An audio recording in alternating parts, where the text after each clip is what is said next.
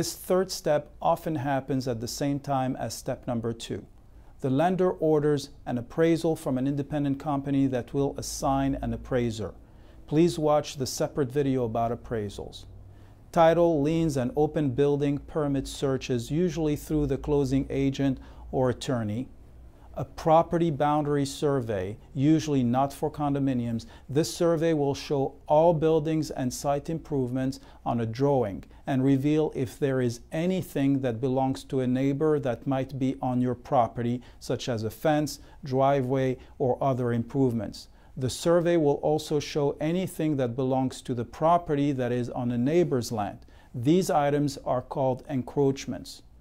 The survey will also identify any easements, which are recorded rights given to others, such as utilities companies, to use or access the property.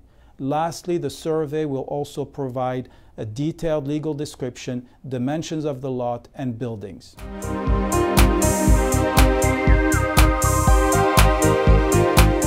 After reviewing all of the information required, and as long as the lender's minimum requirements are met, the lender's underwriting department will issue a loan commitment, which, like its name says, is a formal approval of the loan and a commitment from the lender to fund it, as long as all the conditions listed on the commitment are satisfied. This is usually the point where buyers, sellers, and agents can breathe easier because they know that unless something goes terribly wrong, the sale will close.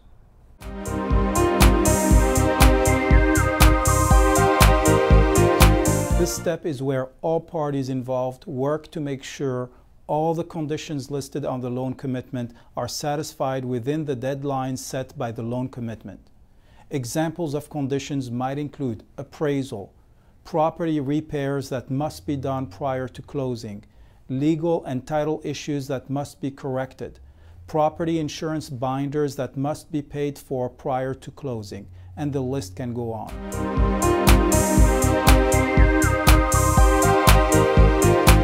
Once all the conditions are met and the lender and closing agent feel they are ready to close, the lender will send the loan document package to the closing agent with their specific instructions to properly execute all the documents.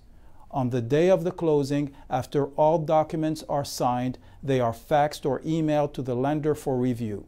If the lender is satisfied, they release the funds and authorize the closing agent or attorney to close the transaction.